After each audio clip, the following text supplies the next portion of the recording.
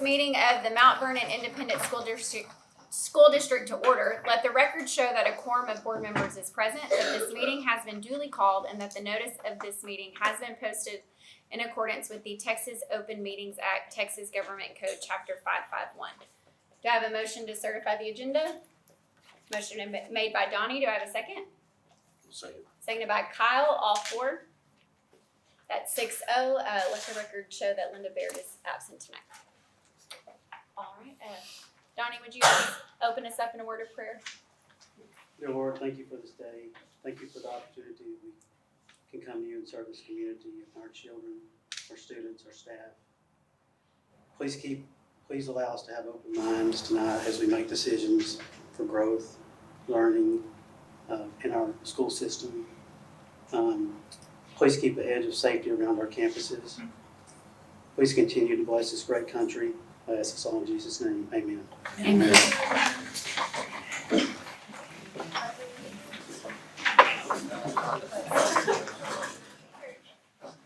I pledge allegiance to the flag of the United States of America and to the republic for which it stands, one nation, under God, indivisible, with liberty and justice for all.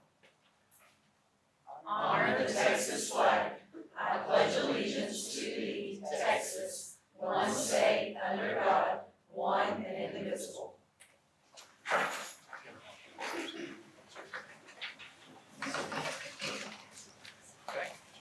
Move on to our special recognition. At this time, we do get to do special recognitions, and we will start with staff recognitions. I know we have some student recognitions to do tonight as well, and we'll do those right after we do the staff ones. So I will start. If I could have Ms. Heather Mitchell come forward, please. Ms. Heather is our elementary teacher of the month.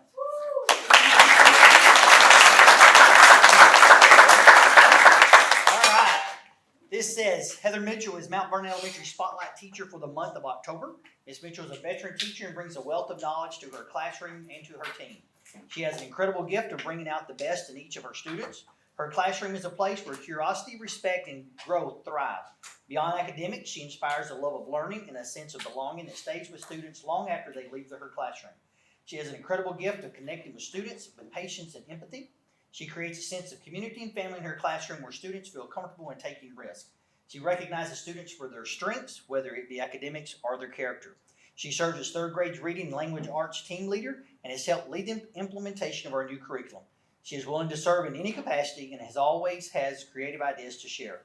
She is well respected by our colleagues, students, and their parents. We are incredibly blessed to have Ms. Mitchell at Mount Vernon Elementary. Now, October Teacher Month, Ms. Heather Mitchell, congratulations.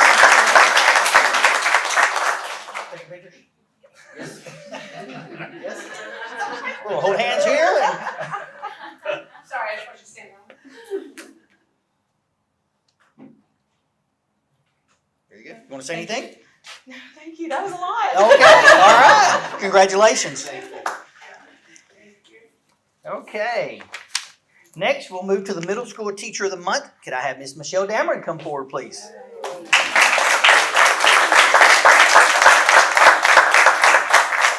Congratulations. This says Mount Vernon Middle School would like to recognize an exceptional educator, Ms. Dameron. First and foremost, Ms. Dameron consistently provides her students with opportunities for individual growth.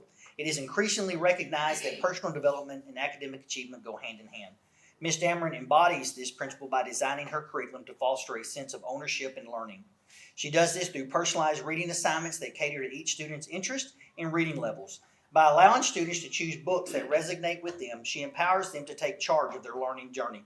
This sense of agency not only ignites a passion for reading, but also instills critical thinking and decision-making skills. A passion for reading, but also, Moreover, Ms. Dameron often incorporates reflective practices into her lessons, encouraging students to set goals and assess their own progress. This reflective approach cultivates self-awareness and personal responsibility, qualities that are essential for growth both inside and outside the classroom. Lastly, we cannot overlook Ms. Dameron's remarkable leadership on campus. Her commitment to collaboration extends beyond her classroom as she continually seeks opportunities to help out fellow staff members and engage with the broader school community. Ms. Dameron participates in initiatives that enhance school culture, showing her dedication not only to her students, but also to her colleagues. By sharing her resources, ideas, and experiences, she promotes a culture of teamwork and professional growth among her peers.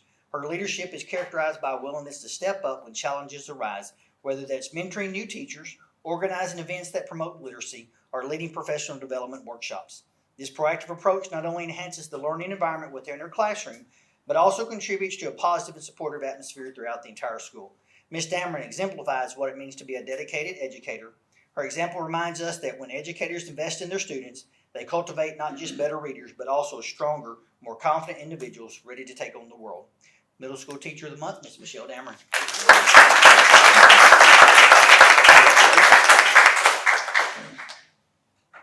Want to say anything? I just want to thank everybody, and that's from everybody from our janitors, our school bus drivers, our resource officers, our principals, school board, everybody. So thank you so much. Thank you very much. We I'm sorry. appreciate you. I was going to give that back to you. You get to keep that. Okay, next for our High School Teacher of the Month, Mr. Samuel Baran.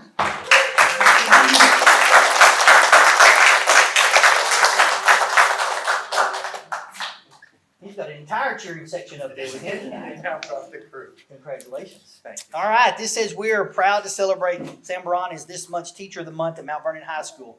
Now in his third year with us, Mr. Baran has smoothly transitioned from Spanish to teaching U.S. history, taking on the important responsibility of preparing juniors on their end-of-course assessment, as well as serving as our social studies department lead teacher.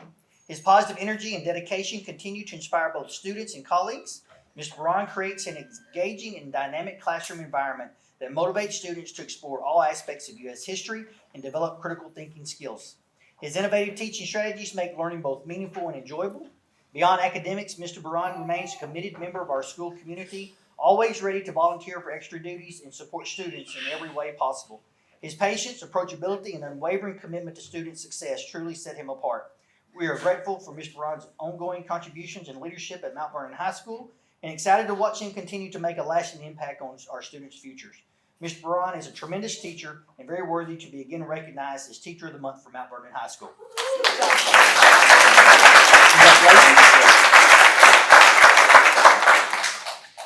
Want to say anything? Only that I am thankful to be here and go Tigers. Very good. Okay. Next, we are going to do our Staff Member of the Month. If I could have Miss Susan Smith come forward, please.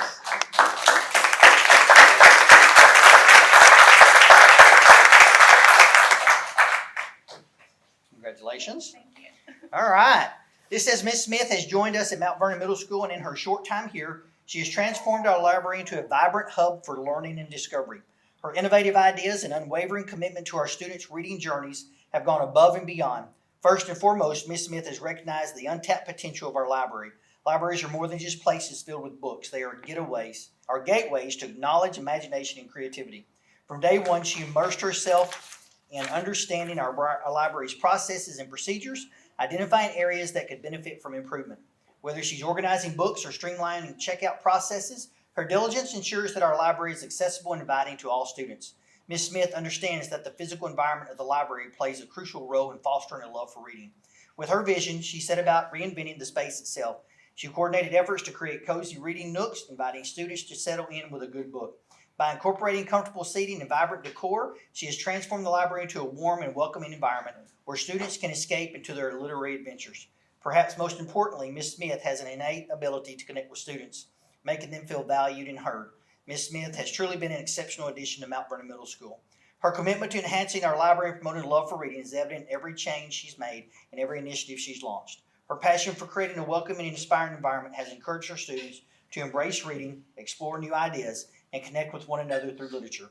As we celebrate her efforts, let us also commit to supporting our library and recognizing its value in our education and personal growth. Ms. Smith, thank you very much.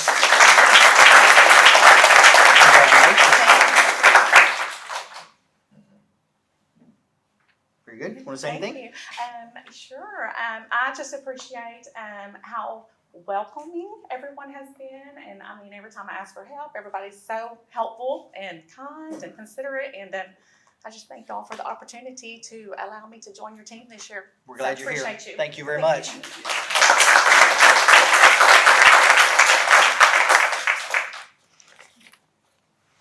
Next, we're going to recognize our cafeteria, and we would like to have Miss Brooklyn Reeder come forward, please.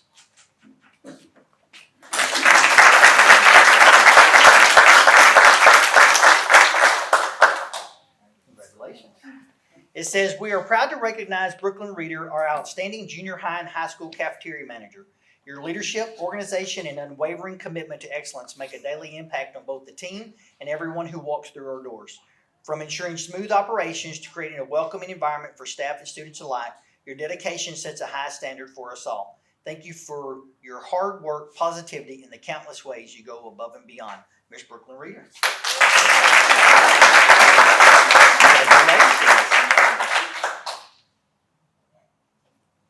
Would you like to say anything? No. Okay, all right. Good to know. I'm not much of a speaker. That's okay. Next, we will recognize our custodial employee of the month, Miss Maria Martinez.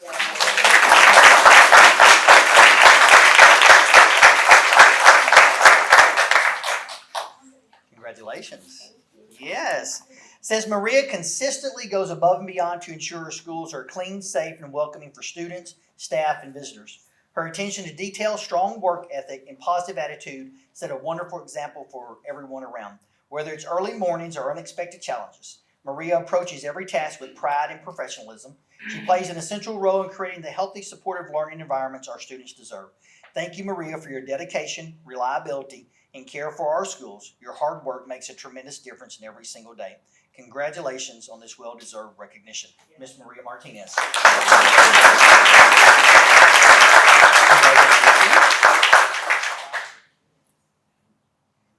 Want to say anything? Thank you, everybody. Here, thank you. Our next gentleman that we're going to honor is one of our maintenance personnel, but I don't think he is here because he's probably on a bus. Nick, I'm not missing Nick, am I? No, I'm going to read anyway what was said about Nick Jeffers. And Nick exemplifies dedication, craftsmanship, and pride in every task, whether it's repairing buses or equipment, ensuring our facilities are safe, or lending a helping hand wherever needed. His positive attitude and willingness to go the extra mile make a real difference in keeping our schools running smoothly and our learning environments welcoming. Students and staff alike benefit from Nick's dependability, skill, and commitment to excellence. We're grateful for the care and effort he brings to the job every day. The maintenance team appreciates his cooking every week too. Thank you, Nick, for your outstanding service and for being an essential part of what makes Mount Vernon ISD shine. Congratulations on this well-deserved recognition. And we'll make sure Nick gets this, but we did want to share with you what was written about Nick. So our employee of the month, our maintenance, is Mr. Nick Jeffers.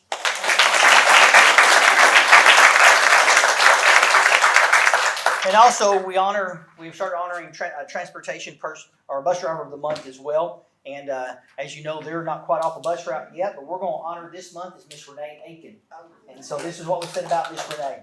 It says every morning and afternoon, Renee goes above and beyond to ensure our students arrive safely, on time, and with a smile. Their professionalism, punctuality, and caring attitude make a lasting difference for our students, families, and schools. She consistently demonstrates patience, reliability, and genuine care for the children on her route, qualities that reflect the very best of our district's values. Thank you, Renee, for keeping our students safe and for your dedication to excellence on the road every single day. Your hard work does not go unnoticed. Congratulations on this well-deserved honor. So our October Bus Driver of the Month, Miss Renee Aiken.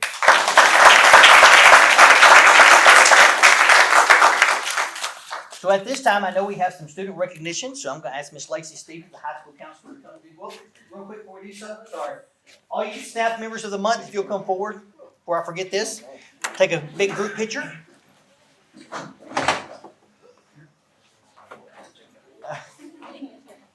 Okay. You gonna bring a plus one? That's right. Come on. You might not smile. That's okay. Go down. Just right in here anywhere. Okay. Sound good. Maybe I'll stand up. Yeah, Just move. I can move around, but yeah, just scoot that back up. Okay. Everybody ready? Sorry.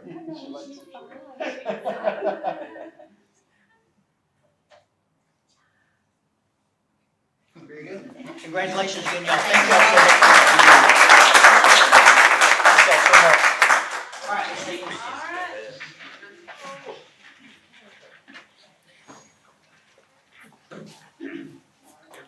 Right here? Okay. All right, so this evening I get to recognize students that have been given recognitions by the College Board. And so I want to tell you a little bit about what this recognition is. The College Board National Recognition Programs award academic honors to high-achieving students based on their performance on the PSAT, NMSQT, PSAT 10, and/or AP exams, along with maintaining a minimum grade point average of 3.3.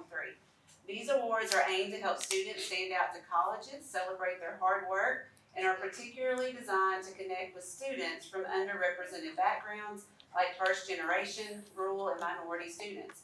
It is important to note that this recognition is an honor. It's not a scholarship, but it can sometimes help. And it is used by colleges to help identify promising students. So this year we have 7 students that are receiving these awards. So first up, we have Sadie Burns.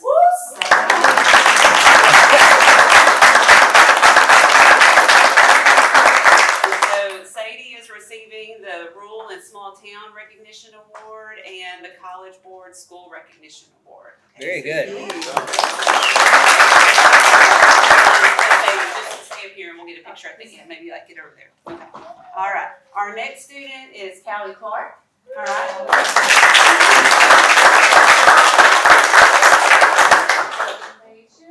Okay. And then Callie is receiving the College Board Rural and Small Town Recognition Award, the College Board School Recognition Award, and the College Board First Generation Recognition Award. Very good. Congratulations. Next, we have Caden Decker.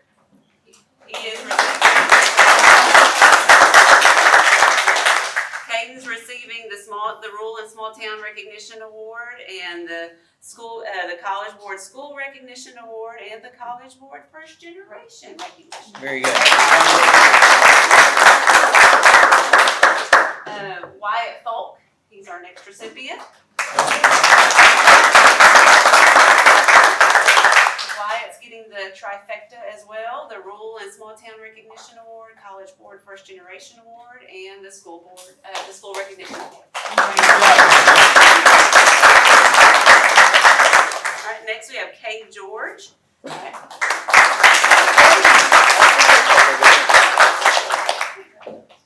He's getting the Rural and Small Town Recognition Award. All right. Miss Katie Tovar.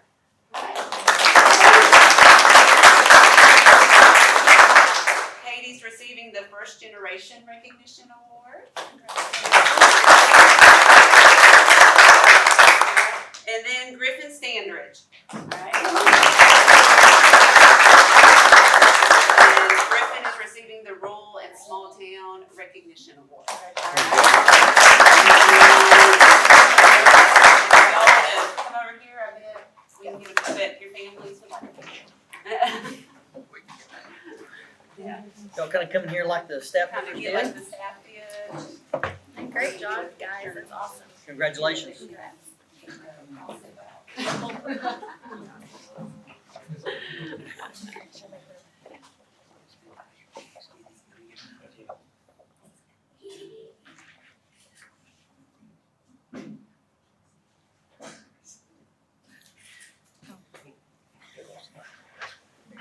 Congratulations, Steve.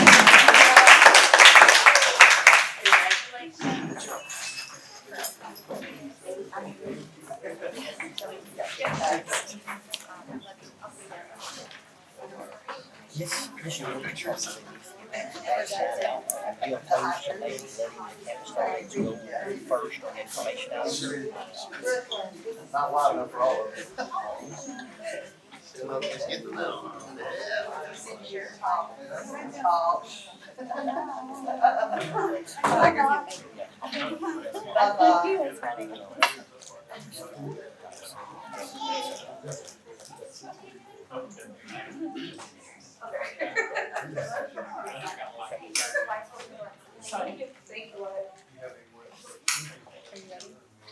There we go. All right, we're gonna move down to our information items. We're gonna switch up the agenda a little bit and move campus department updates to first. I think we've got a big event down at the elementary. So Mr. might want to get down there for us. So do you want to go ahead and go? Sure, I'll go first.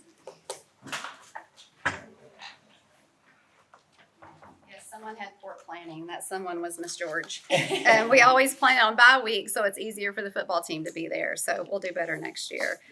So we just completed a successful fundraiser. So we will earmark those funds. We're going to find something, that really is special that we can use those funds for. I think I said last time, we're really trying to look at our kiddos that are showing up, doing what they're supposed to be doing, and so that they know that they're not overlooked, the kiddos that are needing some behavior help. So we had picnics. I may have mentioned this last time. I can't remember. So we just our teachers chose students that, like I said, they show up, do what they're supposed to be doing. So we had a picnic for them. The kids just absolutely loved it. It cost nothing, but they were recognized for doing the right thing. We had a homecoming poster contest for grade levels and classrooms, made posters for the homecoming, and they looked so good up on the fences, and the football captains came over and judged. They took their job very seriously. They talked about, okay, how much of it was teacher made, how much of it was student made. The student piece needed to go into account. So instead of just picking a winner, they picked a first, second, third, and honorable mention. So they were sweet about it, though. I think I told you last time, we're just really trying to build leaders on our campus, our student leaders, for our awards. For this first 6 weeks, they were led by students, and they came in, they practiced, they were chosen because of their leadership skills, obviously, but they did a really good job there. We've tried to celebrate teachers to make them know how special and how much they're appreciated. So we've had a bubblegum contest where the winner received a Sonic drink. We celebrated National Cookie Day. We ordered these really cute cookies for them. We had a Taco Tuesday bar last week, and then kindergarten is going to do a celebration in November. Of course, Dad's Night is kicking off in just a few minutes, so we hope that that's going to be a huge success just to get our dads involved. We just pushed out our parent survey and our staff survey, and the parents really want more opportunities, and we do try to provide opportunities for them to be involved. I was telling Mr. Clayton that daddy-daughter dance is a hot request, so I guess that Miss George is going to be putting on a daddy-daughter dance in the spring, so we'll get that done, and just really focusing on our reading and writing and math, and like I said, we're tracking data, making sure our kids are growing, and our first round of MTSS meetings are coming up next week, so if those kids aren't getting the help they need, we'll step in and provide them some intervention. Hopefully some of them have made some gains so that we can back off on that intervention there. So it's going good. It's been an adjustment. Our kids, it's really heavy, good, solid tier 1 instruction, and that's what we've been missing, and our kids have really risen to the occasion. So matter of fact, so it breaks it off into knowledge and skills, and then, which is our reading language arts piece of it, and then a foundational skills. So we've got kiddos that they have had trouble with the reading part of it, but they can listen, and they're learning and soaking in so much information. I walked into a second grade classroom the other day, and 2 of our behavior students from the behavior classroom were in there. They were having a conversation about Hercules. Was he truly a hero, or was he not? They were defending their answers, and you never would have been able to pick them out of that classroom. So it's really including a lot of students. So we're very happy. So, and I'm proud of our teachers for rising to the challenge, because it's been hard. New is hard sometimes, but they're working hard, and I'm very proud of our staff and our students. Thank you, Ms. George. Yeah. Well, I kept thinking about, we don't have nothing to talk about, but we really do. Like, I just started making notes, so, I'm just going to kind of roll down it. Our attendance, I know y'all probably get tired of hearing about that. It's constantly 95% or better right now. Of course, it's about that time when sickness starts rolling in, and we've kind of seen it a little bit, but not so bad. In our sports world, it's a bye week, of course. That is a nice break for everyone.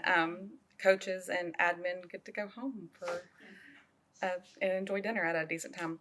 I know we have 2 more volleyball games left, and then we roll into basketball season. I can't believe it's already that time of the year. It's crazy. Our girls cross country team are district champs, 2nd year in a row, so they rocked it this year. Pretty proud of them. Let's see. I know we have a couple of things coming up. We have an internet safety meeting that we're having for parents and students. I believe that Ms. Walker is partnering with our sheriff's office and Mr. Jones to make sure that that's something that we can, use to help our parents, kind of, because we tend to see internet issues in the middle school for sure. We recognized our custodians on the National Appreciation Day. We got them some goodies and took care of them. Kind of like Ms. George, we've been taking care of our staff. We kicked off our first full fall week with Little Debbie's snacks. You can't go wrong with that. Celebrated National Coffee Day. We had Starbucks come and bring coffee for all of our staff. We have Red Ribbon Week coming up. We have Student Council is in full force. They are doing and it's cutthroat this year. They're actually having to make posters and speeches and stuff. So we're having our food drive against Winsboro. I believe that the whole district is doing that, if I'm correct, and that's starting to pile up. I know that we just got all of our survey stuff back for our campus improvement plan that we've been working on. That will be ready for you guys in the November board meeting. We plan on meeting on the 24th to get that in order for you guys. And our peak at the week that we've been sending out, it's kind of a schedule for what's going on at Mount Vernon Middle School. We've gotten some really positive feedback on that from parents and staff, and even the kids are like, thank you, because they get it in the mail, in their email. So I think that's about it for us right now. I'm sure I'm forgetting something, but next time.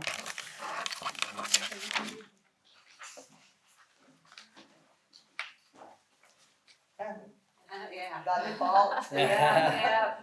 I lost it, rock, paper, scissors. All right, so but I hope y'all don't mind me taking a little bit of time to tell you a little bit about some of the things that are happening in the counseling world. So first of all, I'm going to update you on CTE though. Our health science students visited Baylor Plano and toured the facilities and spoke to several different representatives. They are beginning clinical rotations tomorrow at Titus Regional. So we're excited about that, very excited. Ms. Shu has been doing a great job with those kiddos. She's very gung-ho about the program. Floral design students made floral arrangements for the Farm Bureau banquet last week. Life skills students helped to create them as well. So we're excited to get them involved. And then also our life skills students, our self-contained students, they will be traveling tomorrow to VoteNet with Miss Buck and Miss Russell to go view the VoteNet Center in Mount Pleasant to help show them some post-secondary opportunities that are available to them. We also had at Country Fest, if you guys go to Country Fest, Hector Mendez, he's a senior at Mount Vernon High School. He received the honor of winning the Franklin County Flag Creation Contest. His design was made into a flag and was presented and raised there at Country Fest. All art students last year participated and created their flag for the idea, and the Historical Society voted for the flag for Franklin County. So it's really cool. I was excited for him. He was a little nervous on his speech. He said he got put on the spot, but he did a great job. So now on the counseling side of things, I do want to let y'all know that this is going to be our 4th year to receive the Effective Advising Frameworks grant. So that is something that has allowed us to be able to start implementing our college and career fair. This year will be our 3rd year to have our college and career fair in March. The first year we had it, we started with 44 vendors, I guess you would call them. And then last year we had 72. So we had to move it down to the new gym, and we're hoping to add more this school year. And then we have we're already in the process of completing 2 of our priorities for this school year. One of our priorities was a resume writing workshop for all of our juniors and seniors. And so all of our juniors participated in that. So we had 90% participation, let me put it that way, when you look at attendance and everything. But we did have about 90% of our students participate in that presentation from Jimmy Smith from Northeast Texas Community College. They learned the importance of a resume and how to create a resume. And then all the students in their English 3 class are going to write a resume. And then they'll keep that and update it for their senior year. That same day that we had Jimmy come present to the juniors, he also stepped in and presented to our seniors during Flex, and he did a great job on working on some job interview skills with them. He even had 4 of our students come up. He had CJ Shelton, Dawson Witherspoon, Wesley Salinas, and Andreas Diaz. They came up and interviewed for a job on the spot and just kind of showed everybody interview skills and what that looks like. So that was entertaining. The students really all paid attention and liked it. And so on that day, we had about 86% of our seniors in here, so we got some good participation. And the senior English teacher, Miss Canaday, has already had all of our seniors create their resumes and write their scholarship essays for the school year. So those were some of our goals, that we really wanted to start at the beginning of school. And another goal we have implementing those resumes and interview skills is this year we plan to have all of our seniors participate in a mock interview process. So we'll be doing that in the spring.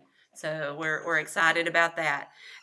Some other things that are happening with our Effective Advising Frameworks grant, just so y'all know, I told you about the mock interviews. That's something we want to do at middle school. Ms. Walker is working with a couple of our CTE teachers down there to help implement the programs of study, like the teaching of that, so we can help get them more aligned with our CTE programs as they come into high school. So she's been coordinating with them to provide lessons. This next one is a big thing that's coming up in November. We have our Generation Texas Week.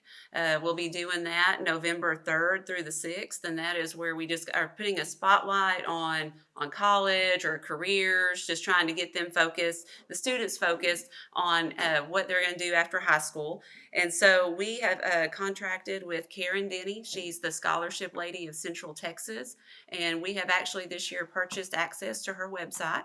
She has a great website. It is password protected, but if y'all would like to see the password, I can share it with you.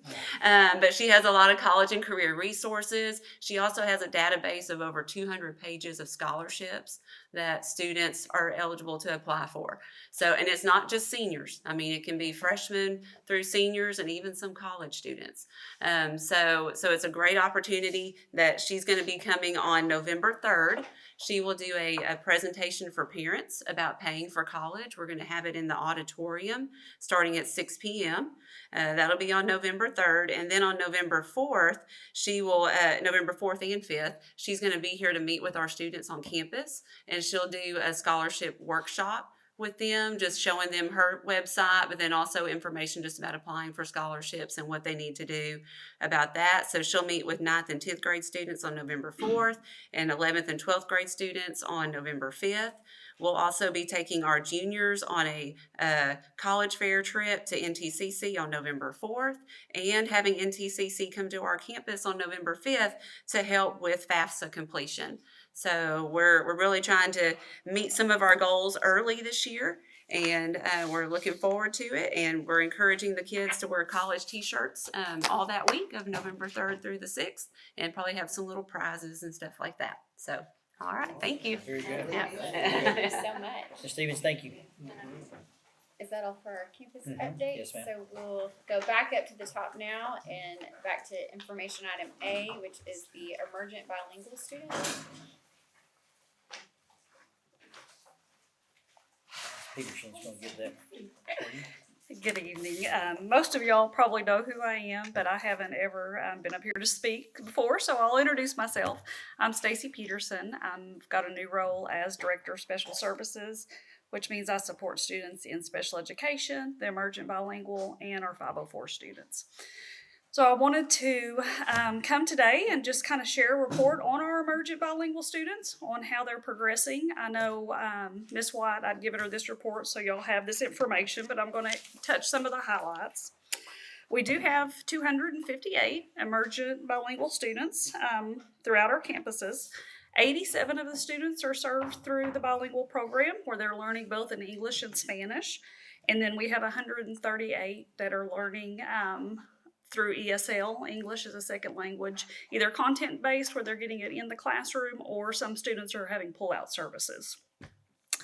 So we did want to look at the growth of our students, and so we reviewed the STAR data from 2023 and 2024, and you can see we stayed the same under the approaches at 75%.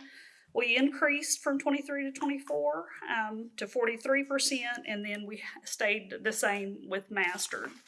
On the next page, we do break down our ELAR scores and our math, and you can see some of those highlights. We did grow in our ELAR 3% for the meets, and then a big jump was 5% for the masters, and so that was a really good improvement.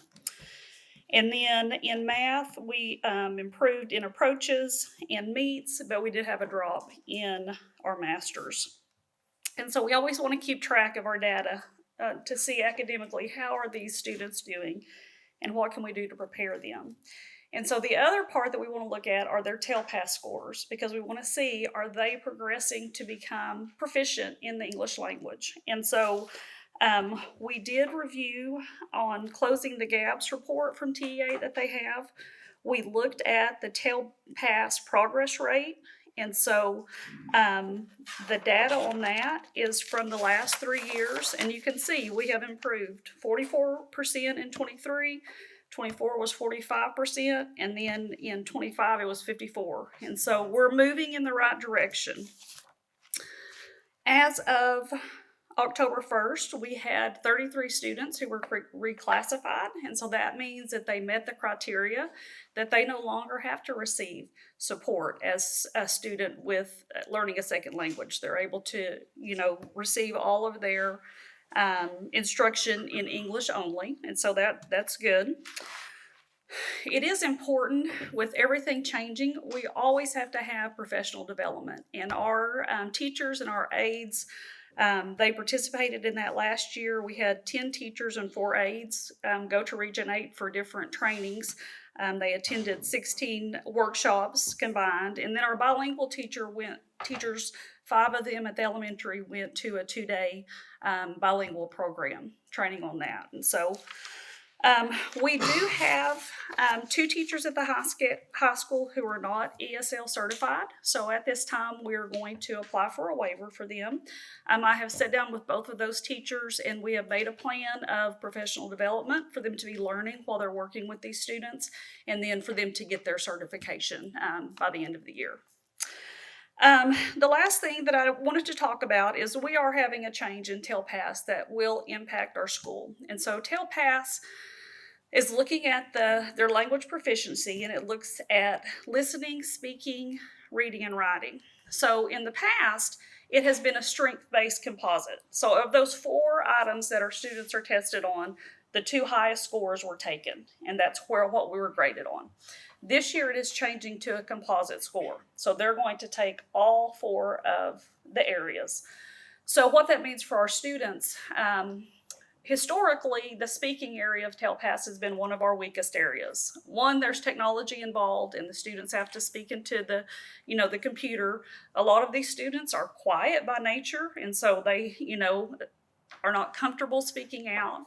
And so this data that I have on the graph, it shows from our EL proficiency scores last year, the elementary met, the middle school met, and the high school did not meet. It was below by 6%. With the new criteria, taking our data from last year, with our new criteria, our elementary would not have met. It would have been under by 9%. And then our high school would have been under by 10%. So we are partnering with Region 8 to look at all of our data from last year and seeing the areas that we need to work to improve. So we're trying to get ahead of the game because we know the changes are going to happen this year. And so we're looking at our middle school and high school, bringing in some tutoring. There's some grants available that we could bring in some tutoring in those areas, and then working with our elementary teachers to improve their scores. So that is what is happening in the emergent bilingual world. Do y'all have any questions? Okay, thank you. Thank you. Good information. And we will now move on to our enrollment totals. Enrollment totals, currently we have 612 in elementary, 454 in middle school, and 458 in high school, with a total enrollment of 1524. So the majority we're down about 20 in elementary and just a couple in middle school, and down about 40 in high school from this time last year. Do we know what the drop or? And then our construction updates. We have Lou here. In the flesh? Lou is here in the flesh. I had a presentation. She left out. She just left you? Yeah. So, Okay. that's all right. Just real quick, we've been here since June of 24, believe it or not. And we've got until December 2026. So we've been here, oh, thank you. There you go. Just another quick note, we have had, safety's a big issue to us, and we've had over 104,000 man hours on this campus, and not even one minor injury. So Good. that's a blessing in itself. Nobody's been injured. So this is an aerial shot, as y'all can see, of the campus that we're tearing up. There on the left is your administration facility. On the left and right, you see those we're covering those up. So one office area will be Dr. McCollum's, and the other office on the right side is Mr. Watson's. We're currently in that area. I know that most of the stuff in the overhead is in the roof, the mechanical, electrical, plumbing is installed. I know we've gotten all of our inspections, so we just ready to sheetrock that area. We've got some little step up to build there. Once we get out of that space, we'll make our way south, where that pile of dirt is, where your old ramp and stairs were, will be your new ramp and stairs. So that's an overall view of the aerial shot. The picture on the, you can go down to the second page. So that picture in the upper left is your ag facility. I don't know if y'all have been over there and seen that. We're almost done topping out on the walls, and I know they've waterproofed and they've started brick up against the new building, the storm shelter on the west side. Probably by the end of the week, they'll be bricked out, so all the way up to the top wall. I don't know if you've been over there yet, but that's the ag facility, and that's just a more detailed picture down below it. Probably towards the end of February, mid-February, we'll try to wrap that ag facility up. And then there's just another picture of a little piece of building that the addition that we're adding at the administration, and that area right there will pour. We got a lot of slabs to pour out, scheduled Wednesday and Friday of this week. And then this is just another aerial shot. Your kitchen's over there on the left side, and then those two photos are inside your fine arts building, which is also known as your tornado storm shelter. So that's what's going on in construction. We're moving along, and a lot going on. So that's where we're at. I know some of you guys are excited to get back into your old spaces, some new spaces. What's the timeline on the administration building? We're gonna shoot for mid-January. Well, Yeah, we're gonna shoot for mid-January to turn that space. That will be fully enclosed then. We're Dustin and I, the superintendent, we're scratching our heads and maybe possibly turning over this area E, which is your kitchen, so we can come tackle this kitchen and hopefully get out of there. But we're still got our heads wrapped around it. So Good job. yeah, that's where we're at. Any other questions? We appreciate all the work y'all are No doing. problem. Thank you. Thanks, Lou. Thanks for being here tonight. Yes, sir. Is it all construction? Yes, ma'am. So we will move on to the open forum for public comments. We have 3 people signed up. Ms. Bailey, I'll let you go first. Before that, let me read this. This is our policy regarding public comment. We will begin the open forum of this meeting with a few remarks to clarify what is appropriate and not appropriate for public comment. Mount Vernon ISD board policies are the law of this school district and the board of trustees. We follow the law. Policy BED local governs the public comment portion of this meeting. Audience participation is limited to the public comments portion of the meeting. At all other times, the audience shall not attempt to enter discussion, debate, or ask questions on matters being considered by the board. At regular meetings, the board permits public comments relating to the district regardless of whether the topic is an agenda item. At special meetings, the board limits public comment to the agenda items. Individuals who want to participate in public comment must sign up and indicate their topic of choice before the meeting begins. If you have not signed up already, then you will not be allowed to speak at tonight's meeting. Each speaker is limited to 5 minutes. If you require the assistance of a translator to the English language, then you will receive twice the amount of time if you're speaking on an agenda topic. Board policy allows me to adjust the amount of time for public comments when necessary for effective meeting management or to accommodate large numbers of individuals wishing to speak.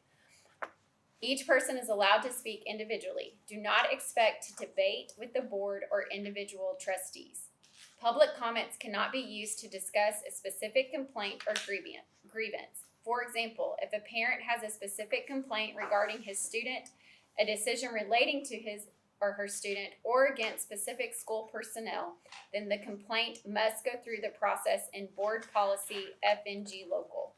Employee complaints regarding their own work or other employees must go through the process in board policy DGBA local. These topics cannot be discussed in the public comment forum of board meeting. Anyone who violates this policy will be given one warning. If the speaker violates this policy a second time, then that speaker's time will immediately end. Refusal to abide by this policy may result in the speaker's removal from the board meeting. Thank you in advance for following the policy of Mount Vernon ISD.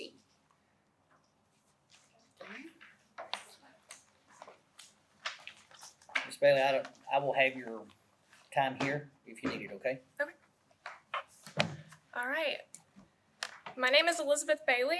My husband and I have 2 elementary age students enrolled in the district. I've been in education for over 10 years and I sit on Mount Vernon ISD's Safety and Security Committee in parent capacity. I also do not like to be ignored. On Monday, October 6th, I sent each of you a letter expressing my concern and disagreement with the Guardian program. Not one of you responded. So on Wednesday, October 8th, I sent the same letter to all 30+ Safety and Security Committee members, including administration and local law enforcement. Only 1 member responded. The lack of preparation for an effective and informative discussion at our Safety and Security meeting on October 1st was appalling. 0 questions from the committee were able to be answered from the district, and instead left to the response of how Guardian worked would be determined on how the board writes policy. Let's talk money. $63.9 million is the amount you all requested in the 2023 bond. I recall one of the main pushes of this bond was to increase the safety of the district. What has blown my mind about this entire Guardian discussion is that with that dollar amount spent, with the construction still incomplete, our district is considering Guardian without seeing the safety improvements already delivered and soon to be completed in action. It continues to blow my mind that even with that amount of money, we still had multiple items within our district to correct. I am in the classroom every day. I have been told to wear a belt because you never know when you need a DIY tourniquet, or make sure you keep scissors by the door just in case. I have sat through Stop the Bleed trainings, AED trainings, active shooter drills.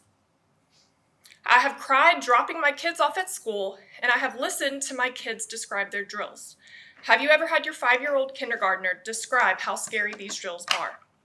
I come to you from the place of both a teacher and a parent, leveling with you that I know, I see, and I feel the dangers of today's world for our children. I cannot support arming civilians in a gun-free zone. I cannot support arming classroom teachers. Our teachers are burnt out. Our retention rates are low. We're down to advertising 4-day school weeks and jeans every day, only to hire uncertified teachers and hope for the best. You cannot directly or indirectly ask our educators to add another literally life-risking responsibility to their plates. Educators got into educating, not into law enforcement. If you truly want to increase the safety of our campus, you have to invest in our ISD Police Department. Fully staffed, our ISD police sit at 3 officers on good days. Currently, we're operating with 2 officers. What happens when an officer is unable to come to work? What does our campus coverage look like? There's only advantages to having more officers. Even now with an elementary event going on, we're low on officer resources to cover both this meeting and Dad's Night. Remember, we don't even have a district police officer at this time. Can we afford it? You can figure it out. Could we utilize district funds differently? How much money does our district save in operations from going to 4-day? The district spent twice as much money on athletics than security last year. Let me say it another way. The district spent 5.8% of our operating budget on athletics and only 2.9% of our budget on security. I'm asking you to run the numbers and then run them again. You're going to hear that X amount of districts within Region 8 utilize Guardian. I couldn't care less, okay? You're going to hear that Guardians attend the same alert trainings as our campus officers. I could not care less. They will not be able to serve in the same capacity as certified police officers. Mount Vernon has got to hire more certified officers. We have to invest in our own police department. Not only do our kids deserve it, but our police department, Heather and Blake, they deserve it. You will hear where our district is lacking within our vulnerability assessment, and you look me in the eyes and you tell me that we are doing everything that we can do to protect our students, to protect my kids. I trust law enforcement to protect my kids, but I'm losing faith in Mount Vernon ISD to educate my kids. See you next month. All right, thank you, Ms. Bailey. Next up, we have Ms. Briscoe.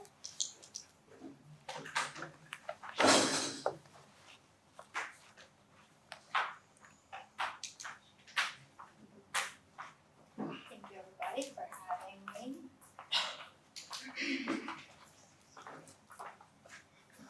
My name is Amy Briscoe, and if you all don't already know where I stand on arming civilians in a gun-free zone, we can discuss that together privately. I feel like I've made myself clear. I'm utterly and completely against it. It's ignorant and it's reckless. But today, I want to share with you my concerns as a sitting member of your Safety and Security Committee. At our fall meeting on October 1st, Dr. McCullough asked the committee to make a recommendation to the board to adopt the Guardian program. We walked into a meeting. We have 3 meetings a year. We walked into a meeting and this was an agenda item. As a committee, we have not discussed this since you all voted not to adopt the Guardian program in 2023. So I was really surprised to see it on our agenda, and I was even more surprised to learn that we were being asked to make a recommendation to you. Legitimate questions were asked, and none were answered. There was no plan, there was no policy provided, just that the board would write the policy once it was approved, and Dr. McCullough, as I understand it, would be the top of the chain of command in a secret program that has no regulatory oversight, no independent review. In our discussion, one committee member said, and I quote, "It's not fair that I can't defend myself at work." This is problematic in so many ways, but mostly that it shifts the focus away from protecting children, preventing mass casualties, stopping a shooter. It moves it back to self-defense, which is everybody's Second Amendment right.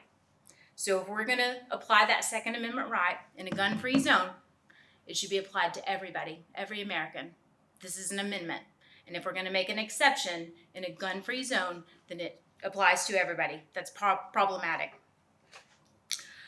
I want you to know that the committee was not provided a copy of the district's vulnerability assessment full report prior to our meeting. I feel like this is important. I feel like as a committee member, we needed this report way before the meeting. We needed to see it, we needed to read it, we needed to have that information before we came in to a meeting to discuss our safety and our security. In fact, that report, it took over a week and 3 separate requests to receive it. It's mandated by the TEA that as a committee and as a board, we received that. We all received it late on October 8th. It's a 46-page report that none of us had ample time to review. None of us did. I didn't, you didn't, and we all should have had time to review that. Less than a week. You guys had it less than a week, and it's 46 pages. I'm here today to ask you, what is the urgency in this? Why does it feel like we're trying to push this through so quickly with little discussion, with no plan? Why are we trying to rubber stamp this? I ask you to please, Without the pushback of a couple of committee members, this would have been an action item on your agenda tonight. This would have been a vote, yes or no. And that leads me to wonder, is there something as parents that we're not aware of? Is there a threat? Is there something here that's going on that we're not aware of, that this is so important and so urgent that we've got to put it back on, not as a discussion, but as an action item? It just seems like a dramatic measure. It seems like we're skipping right past the obvious. The minimum measures like locking our doors, filling our open seat for the chief of police, and even waiting until our $60 million plus bond renovations are done. We're just going to go straight to deputizing the staff.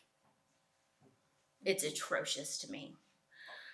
The committee's request for a follow-up meeting, when we were like, whoa, we didn't get this 46-page report until after the fact. We'd like to have a chance to review it and meet again. That request was denied. I can't help but feel like that this is just a token committee, and we're there just to sign in on a login sheet and check some boxes and make some rubber stamps. Not to ask questions, not to have meaningful discussion prior to making important recommendations to you, the board. It doesn't sit right with me, and honestly, it shakes my confidence in our leadership. I'm asking you to table this idea. I'm asking you to table this idea until the next meeting in the spring. Please. Thank you. Ms. Briscoe? All right, Mr. Briscoe?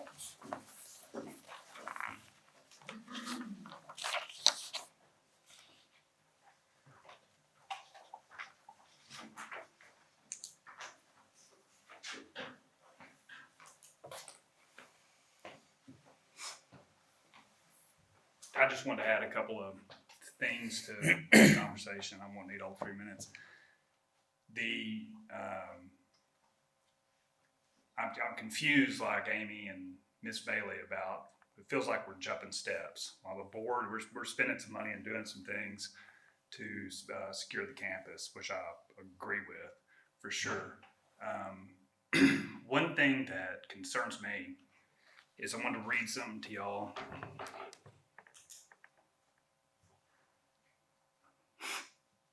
Is the lack of training when you arm a civilian. And you put somebody in a classroom, or you put somebody in an office or on campus, in what I think is probably one of the most vulnerable environments that exist, and that's a school. Ricky and Blake will know, but sorry, my voice messes up. But anyway, in preparation to be a Dallas police officer, we had 24 weeks of academy, so 6 months. It was based on a 40-hour work week. That's lecture, field training, all kinds of stuff. After we complete that, we had to do 960 hours of field training with a senior officer. So when you break that all down, there was 2,000 hours of training before an officer of the city of Dallas can become a solo officer, which is what they're shooting for, what they're, no pun intended, but that's what they're going for, is to be able to go out on your own.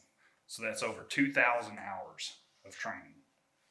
And every night when you rode out, you got an evaluation. And that person that rode out with you for 3 months was looking for your psychological, what's your state of mind at the time, how you performed on calls, all of that. It wasn't 15 hours in some kind of hybrid handgun class. I said this in the last meeting. I'm not sure there's many people in this room that are going to run toward a shooter that's got a machine gun and you're carrying a pistol. It's not human nature. It kicks in. There's all kinds of things, that adrenaline dumps, things like that happen to you. I'm totally in agreement with Miss Bailey and Amy. I think this is a bad idea. The other thing for y'all to consider too is that workplace violence is way more likely than a school shooting. And you're asking someone to come onto a campus and carry a gun that's not trained. Maybe they can shoot, maybe they've hunted their whole life, but that does not prepare them for what they're about to get into. So I want y'all to consider that when y'all convene. Thank y'all. Thank you. All right, that concludes our open comment, our open forum. We'll move on to action, or the first action item to approve the consent agenda. Do I have a motion to approve the consent agenda? Motion made by Donnie, is there a second? I'll second. Seconded by Kyle, all four. 6-0. All right, action item A, consider adopting NVISD resolution approving the investment policies, strategies, and investment officer training.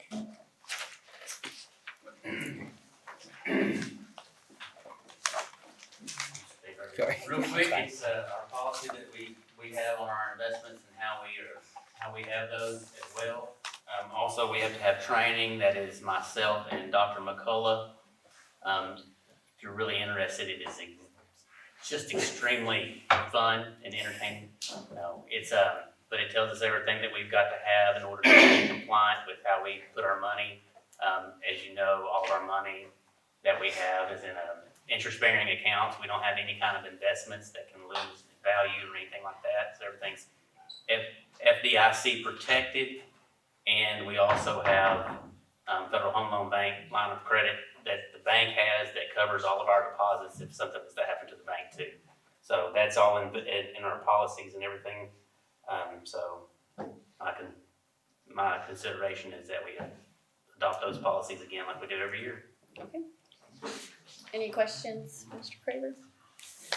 All right, do I have a motion to adopt the NVIC resolutions for investment policies, strategies, and investment officer training? Motion made by Kathy. Is there a second? Seconded by Donnie. All four? That would be 6-0. Action item B, consider resolution nominating candidates for the Franklin County Appraisal District Board of Directors for the 2025-2026 year. We have this opportunity before us. As you know, the current board members are Roger Jakir, Chad Wooten, Mike Rambin, Austin Prairie, and Ralph Robertson. We were provided a letter by Russell McCurdy, Chief Appraiser, that Ralph Robinson has requested not be nominated again, so it does open up a nomination. Gives us the opportunity to do so. And so, is there someone that the board would like to nominate possibly? Brad Sears. Be interested. Okay. Any I wasn't other, able to get hold of him today, Okay. so. Okay. Any other? nominations? Okay. So Josh, you'll make the motion for Brad Sears to be our candidate for the Franklin County Appraisal District Board of Directors. Do I have a second? Seconded by Donnie, all four. All right, that's 6-0. Action item C, consider and approve procurement of elementary library materials submitted on September 4th. Let me get back to them. So we have a list of books that have been proposed. They were posted on our website for 30 days. They are being recommended by Ms. Brandy Craver, our contracted librarian. They've been looked at from the elementary administration, and so those are coming before you tonight for approval. As you will see, most of them are encyclopedia books or replacements for books that are already in the library for damaged books. Are there any questions on the book shown? All right, do I have a motion to approve the procurement of elementary library materials as presented? Motion made by Kathy, seconded by Kyle, all four. 6-0. Thank you. Okay, we will move on now to our discussion items, which is the Guardian Program, and I believe we have someone here to We present do. on that. We Okay. do. We've invited a couple guest speakers, Lee Gill from Region 8, Mr. Ricky Jones, Sheriff. As you requested to get more information, we did talk to had the conversation as was mentioned before, school safety, and there were some questions that were asked in regard specifically for Mount Vernon. As you heard, I didn't have specific answers to give in regard to what the training or requirements would be for us. The what came out of the meeting was the ask from the committee to get more information, to talk about it again, to not move quickly. When we took a vote, what it was 2 for, 2 against, and 12 wanting more information. So it did not come at a high recommendation at this time to move forward with that, but to get more information. Specifically, what would it look like for Mount Vernon ISD of basically the training and the requirements of what it would be. So we've asked Lee Gill from Region 8 to come. He is, that's part of what he works with and partners with schools and school safety in the Region 8 area. And Ricky's here for you to be able to ask some questions as well. So Lee, would you like to come and just give us some more information on what the Guardian program looks like around the state, specifically in Region 8, and what it could look like for Mount Vernon? Yes, Dr. McCullough. Is that okay for me to stand here, or would you like for me? Would you like to come here, please? Okay. Kind of by the microphone, that'll help.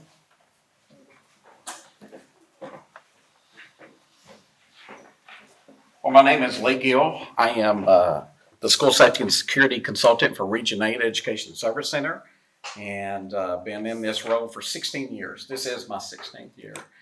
And I don't know are we going to start with questions, or you may just start getting into what? Once you kind of share with us what requirements are for training and what the Guardian program looks like. Okay. Let me preface. Sure. Before I get into that. So out of the 16 years that I've been in this role, I've never seen anything like we saw starting last year, and it's already proving to be happening again this year, and that is the amount of credible threats that our districts are facing. All throughout the years, most of the threats have been hoax threats from students all around in our area and then from overseas.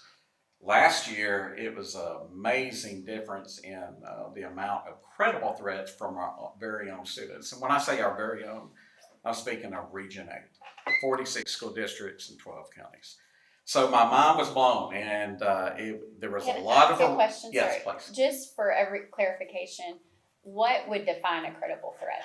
Like, I know within, obviously not like someone overseas. A threat to kill and harm others. Okay. Yes.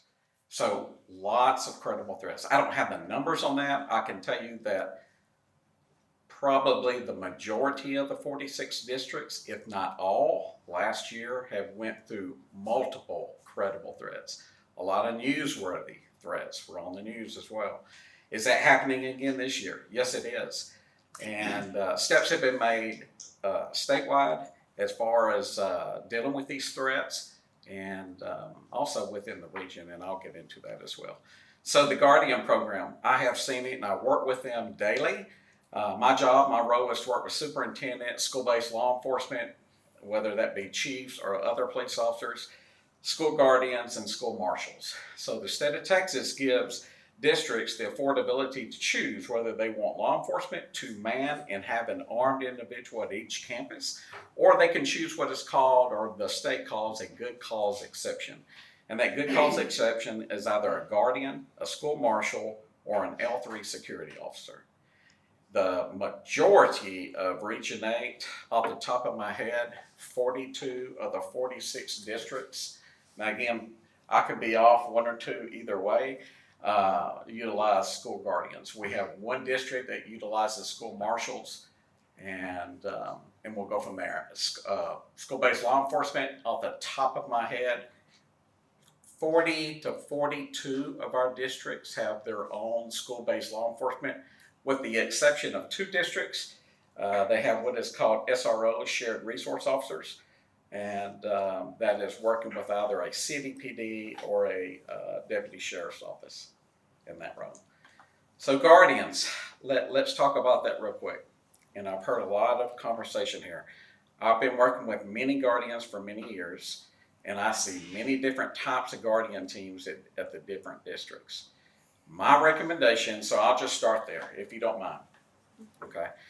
My recommendation is to have if guardians is the way that Mount Vernon wants to roll, is to have a selection process that is extremely similar to hiring law enforcement officers. So law enforcement officers must go through a psych evaluation. The guardians, in my opinion, need to do the same. Finding the right guardians is a great step. In my opinion, teachers are not necessarily the right guardians, because in a lockdown or in an active shooter situation, they need to be in that lockdown, locks, lights, and out of sight with their students. They do not need to come out and present toward a threat. Best, in my opinion, the best guardians are going to be those that are roving. It could be coaches, custodians, administrators, those that are not tied to a classroom. So they have that roving capability. They are a force multiplier to any law enforcement department anywhere. That's what guardians do. And they have 2, possibly 3 roles. First row is to stop the killing. Second row is to stop the dying. And the third, if possible, is to help with evacuation. That is it. And that is what they are created for here in the great state of Texas. Training is what separates guardian teams, school marshals, or L3 security officers. And you, guardians, will always fall to the lowest level of their training. So I am a big proponent in training. Now, the state of Texas states that guardians must go through a DPS school safety certification training. Mount Vernon is kind of set up in a great area because your former chief is a DPS school safety certified instructor. And he, or you can choose someone else, Region 8 is lacking other than Max Kennedy right now at this point. Brian Howie, former superintendent of Detroit, currently working for Palestine ISD due to House Bill 3372 off the top of my head. He can no longer do that DPS school safety certification to be employed with Palestine ISD. So it's hard to find those instructors to get that initial training. But that initial training is not all that those guardians need. That is the first step to make them compliant here in the state of Texas. Now that's after you have already chose. And once you chose, that individual must have LTC. He or she must have their license to carry. And then the DPS school safety certification. And then my strong recommendation is training. Training with your local law enforcement responding agencies, such as Franklin County, Mount Vernon City PD, and DPS as well, not to mention your Mount Vernon ISD Police Department. Training with those individuals on a regular basis. That is what needs to be done. I could go on, but I want to answer any questions that you may have. Can you go into what is in the initial training for the DPS school safety training? Correct, yes, it is Quick Alert, Advanced Law Enforcement Rapid Response Training. And it is off the top of my head, and I could be wrong, but I think I'm right on it. It is a 12-hour training that's going to go over a certification process through firearms training. And then there is a PowerPoint presentation that they'll go through as well. How much training would you say, I guess, I don't want to throw an average out there, but before someone is officially made a guardian, have they officially gone through? Because you named a lot of different It is different sites. on every, so what I just told you is the bare minimum. Some districts are doing just that, and that is not, in my opinion, I'm just being honest and transparent, the best guardian program for a district. And then we have some districts that are going way and above, and whenever they do hire a law enforcement officer to come work at that campus, they got to get that law enforcement officer up to their standards. So training is everything. I can't mention that enough.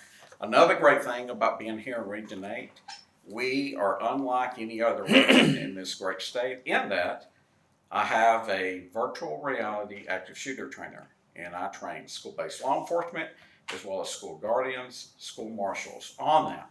They are having to deal with live individuals, and there is communication, de-escalation, and learning how to deal with that threat, whether it's an actual shooting or de-escalate out of it. So I am also utilizing that as a gatekeeper or a screener, I guess that's a better word, to make sure that whomever that Mount Vernon or any other district has chosen has the right mindset to be in that seat. I worked at Mount Pleasant, right? And we had the guardian program. And it was the criteria to be one it was not just everybody was handed a gun. No, that's not how it works. That's right. That's what I thought. I'm not sure. No, so again, the minimum standards is for that individual to have their LTC, their license to carry. And then after that, they must go through the DPS school safety certification. Once that is met, they are legally, or the district is legally compliant with that individual. But that, in my opinion, does not need to take place. The greatest thing that any district could do is have as many law enforcement as possible. But there's a cost to that. Not only is there a financial cost, there is a burden of trying to find law enforcement officers. They are it's hard to find law enforcement, okay? So therefore, we have the guardians, marshals, and L3 security that the state of Texas is given the option that you can choose from. But training is the great divide.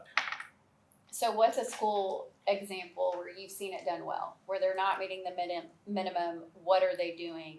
What school examples are doing it? I'm just saying, what's an example that you would say, like you've given us kind of the minimum, what would you say this is someone who's done it well and what training they've required after? There are two schools that come to my mind. Mineola ISD is probably one of the top in the state that I have seen. They're in Region 7. And probably two of the best that are doing outstanding jobs as well in the Region 8 area are Bloomberg and Jefferson.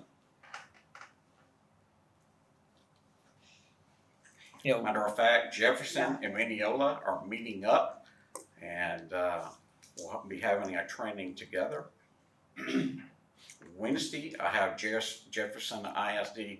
My mouth is so dry. Here, You bring me that water? I got the water right. I got one. Thank you. I can bear it.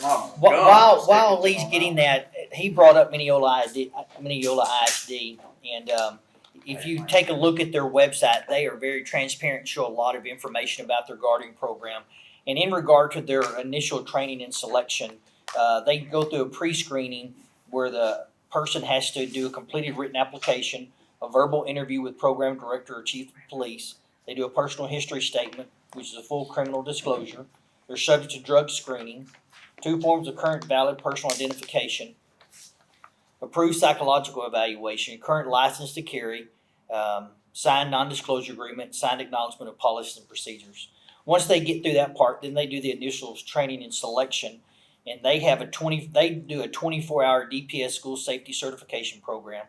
They have to show 90% proficiency marksmanship on a pretest, a 90% written exam pretest. They do 8-hour classroom hours to include written and firearms pre-qualification, 8 hours of live firearms training on the range, 8 hours of simulation training with live role players in force-on-force scenarios, 90% marksmanship qualification, 90% final examination, and then a school board unanimous vote approval. Once they are go through all of that and then become a member of the Guardian program, as they put on their website in their information, they do 4 hours of training each month that includes 250 live rounds each month. So they do an additional 48 hours of training each month. Now, as Jeff pointed out, I mean, he's not here, but as Jeff pointed out, that's still a lot less than what law enforcement or Ricky's folks probably do on a yearly basis, but that's just an example of what one school does. So, Right, and it's a great example. So that is what I'm talking about, a great trained guardian program at a good district. I talked to Michael Walker. Yeah, great friend of mine, yes. Yeah, Audrey and I are real close. Yeah. And he explained, he said, I've got a good program. He said, you need to come look at it. He's got an outstanding program. So his chief of police is a former game warden, and him, along with 2 others, have their own tactical training company. So they are extremely well trained. Matter of fact, they're coming to my VR training Wednesday. I can speak now. I apologize. I'm on medication, and it makes your mouth dry, and I forgot to bring my water down, and my lips were just sticking. I could barely speak. But so yes, a very well trained district, and Bloomberg, very small school, but very well trained. So it's all about their training. You will always fall to the lowest level of your training, no matter what we're talking about. Okay. So again, it's a force multiplier to any law enforcement department, and it is a first response, because when seconds count, The police are always minutes away, no matter even if you have law enforcement on your campus. So understand this, in active shooter events, 86% of all active shooter events are by a current or former student. So they're well aware of the actions of law enforcement and where they are on a daily basis. Even though law enforcement are trained not to have any routines, but it happens because we're all complacent and we're all human. So they will find out whenever, if their malicious evil intent does enter into their heart, how to go around and get into that pathway of violence, to put it. Now I pray to God that nothing like that will ever happen here or any regionate or anywhere else in this nation as I speak. But we must be prepared. And I'm not saying that Guardians is the way for Mount Vernon to go. I was asked to come and speak about it, and I work with them daily. I train with them daily, as well as law enforcement. And I'll say something else. Mount Vernon is in a great, unique situation as far as law enforcement and safety and security goes. In that, you have a wonderful sheriff. I know he's right here behind me, Sheriff Ricky Jones, who I've worked with for years, and he supports Mount Vernon ISD very well. I go to all the sheriff's meetings, and I haven't seen, I'm gonna brag on you a little bit, Ricky. I haven't seen a sheriff get as involved with the school district as I do with Sheriff Ricky Jones. Most of them send their chief out to do that job, and sheriff is very involved, and so that bids well here. So. I was gonna ask too, did you read over the monthly training? What does that look like? Because Mineola had a very detailed. Says program members are required to spend 4 hours on the range with their firearms instructor, firing no less than 250 live rounds under supervised and documented training. These training days consist of small groups of guardians within their assigned teams and are designed to develop marksmanship skills and abilities at a specific targeted pace to increase their proficiency each month. In alternating months with range training, program members spend 4 hours minimum in a simulated real-world environment, developing skills within the tactical response realm and working on increasing their proficiency within their role responding to an active killer event. Program members will train a minimum of 4 hours with a qualified instructor lead every month of the year, calendar not school, to ensure proficiency levels are continuously increasing. So they go to a great extent to find the right individual that fits that role. And every one of those individuals, not just at Mineola, but at, I'm going to say, the overwhelming majority of our guardian districts are wanting to be in that role. Have we had some want to be in that role and shouldn't have been in that role, or were not selected? Yes, due to that active shooter virtual reality trainer I just spoke to you about, because I do utilize it as a screener. We put them through real life, gritty events, and either they'll be honest with you as in, this isn't what I thought it was going to be, I don't want to do this, or as in, they're motivated, I want to do this, I'm vested in this school, my children, my grandchildren, whatever it may be, go here, and I want to protect against any evil active threat that goes on. So, Lee, since you spend so much time working with different schools and in this program, you've given a lot of positives. What are some cons against the Guardian program that you see? The cons is lack of training and not finding the right individuals. So training, number one, or actually both of them are high number ones, is training and not finding the right individuals. And then not necessarily, I'm not saying 100% cancel all teachers out, but teachers should not be the first choice in Guardians. Again, administrators, coaches, custodians, roving individuals, in my opinion, are the best guardians. As a matter of fact, if you call Mineola or Jefferson, Bloomberg, they'll tell you the exact same. Because teachers in any type of active threat or lockdown, they need to be in that classroom with their students. Locks, out of sight. That's what needs to take place. Why am I harping on that? No one has ever been shot or killed behind a simply locked classroom door, except for one exception. That was the 2018 Parkland shooting. So that, just like you looking at that rectangular window in that door that most classroom doors have, the students were behind locked doors, but they did not follow the lockdown protocol. the lights were on and they were not out of sight. That gunman saw them and he shot 3 individuals. I think 1 died and 2 survived it. Had they been following the lockdown policies, lights and out of sight, no one would have been shot.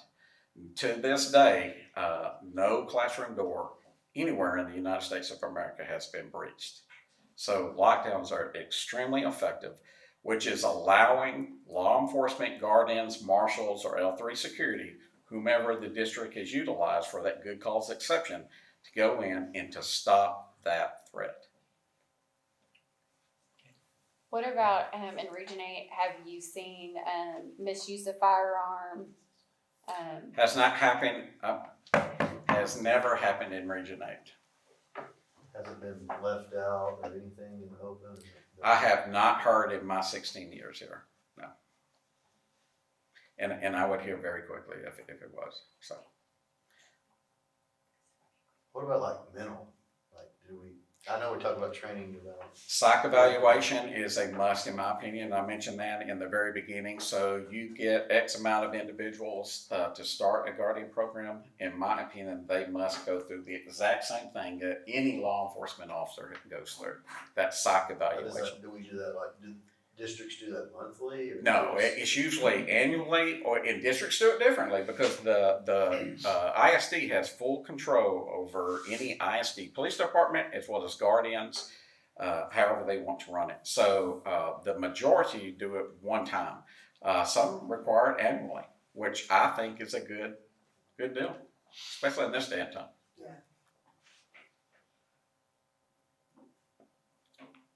Do y'all have any further questions for? Have any guardians actually prevented a shooting? I can't, are you speaking Region 8 or nationwide, statewide? I do not recall of any prevention of like guardians stopping an actual shooting. There have been many events that have been stopped, not with the individual actually trying to carry out that threat, but carrying guns to school. We've already had that. Students have been caught with guns at school. Like a student's bringing a gun in and a guardian steps in, or what's that situation? No, it's not necessarily the guardian. Law enforcement, the gun is seen, or there is a student that says, hey, I just want to let you know that such and such has brought a gun and they got it in their backpack. And they get that individual, there's the gun. So that does happen, and it's not a rare occurrence, it does happen. How often, I can't tell you. If I gave a number, I'm gonna be off. It happens every year, so. Has it already happened this year? Yeah. I know there won't be a fact for this. In your opinion, do you think if some districts have the program and there's knowledge of that they have the program, does it deter some of the, could it deter something? Now, that's a great question, and I can't answer 100% because, in my opinion, and 100% of our districts practice this with the Guardian program, is anonymity. There's no one knows who those guardians are. Are they figured out later in time? Probably, but that information is not given. So signage is very important. The size of your signage is very important. I've seen districts that have little bitty signs. Nobody's going to see that. I've seen districts that have signs as big as this podium. They're going to see that. So that could be a deterrence in itself. Law enforcement is always going to be your best bet at deterrence. And again, the role of the guardian is not law enforcement officer. The role of the guardian is a response to the active threat. They are there. They're not having to wait on law enforcement to arrive. Maybe it happens in the cafeteria and Blake is not in the cafeteria at this time, but there is a guardian in the cafeteria that can stop the killing immediately until Blake and others do arrive. Ricky, how long would it take for your guys, if there was an incident happening, how long would it take for y'all to get here? 2 seconds or 20 minutes. Just depends on where we're at. And like, How many times have you seen something happen and you go, where's the cops when you need them? Yeah, I know. And if you're in elementary and something happened up here, how long, estimate? I mean, that's not often. If I'm downstairs in Cookwood's class and something happens at Miss Butler's room in the junior high. I made that run not too long ago. 2.5 minutes, and I'm gonna be in a world of hurt when I get there. I mean, Okay, I now, made that run not too long I've ago. done, I've done some research. They said the most damage is done with the first 3 to 5 minutes. Yes, and then it's over. It's over very quickly. I mean, coming upstairs and getting there, I've turned Clinton. I mean, it was 2 minutes and 17 seconds. I looked back on the camera. So And I was supposed to break down here. So the overwhelming majority of all active threats, no matter where in the nation, they are over when law enforcement responds. So again, I'll go back to that statistic I gave earlier. 86% are by current or former students. They're paying attention to what the school-based law enforcement is doing. And there are diversions, there are things happening. we try hard to stay out of routine. I try hard to, like today, I flipped everything backwards and did it. I mean, you just do it how you can do it so nobody knows where you are.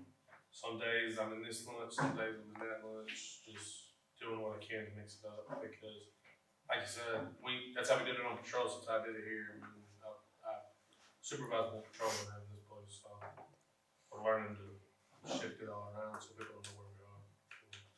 It's kind of cool.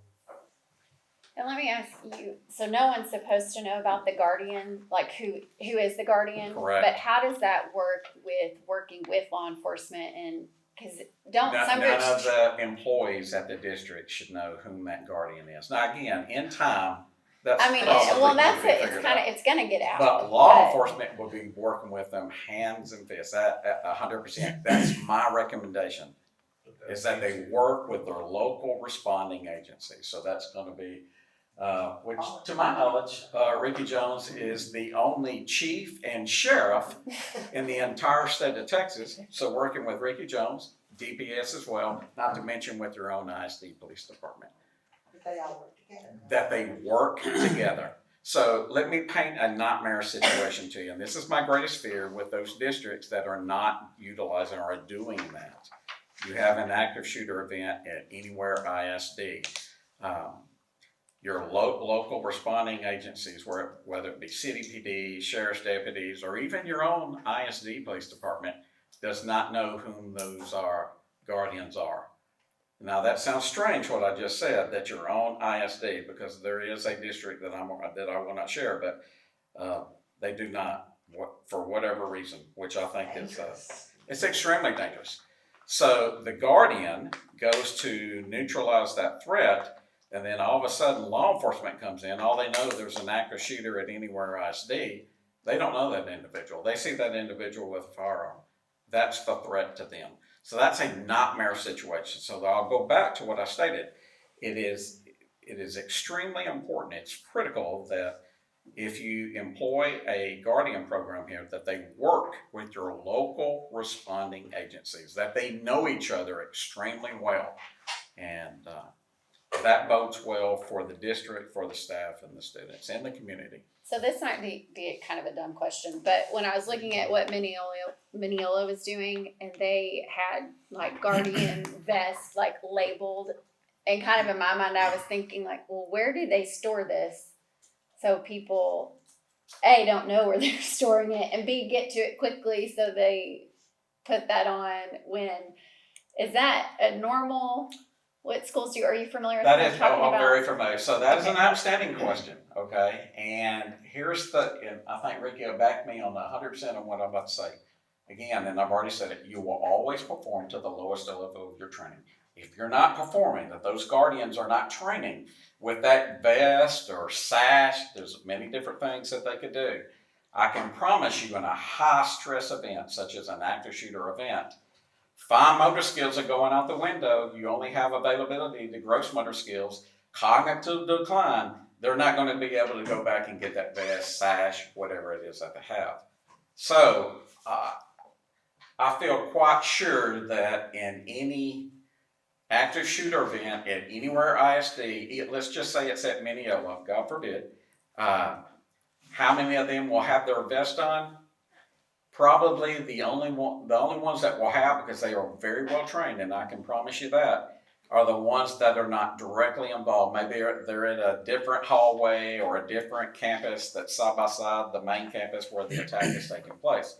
Those that are directly involved, they got to address that threat. They cannot worry about trying to go and get some type of vest or identity that says guardians or security or whatever it may say. You know, one of the superintendents I was talking to in regard to that question right there about how they were identified, part of their training is when local law enforcement comes in, one of the first things law enforcement is going to do to that guardian is basically tell them to drop their gun. And so that's part of what they do. When local law enforcement shows up, they said they're trained to basically drop it and get on their belly on the floor. Correct. Or get there before we ask them. Yeah, or before you even ask them, So.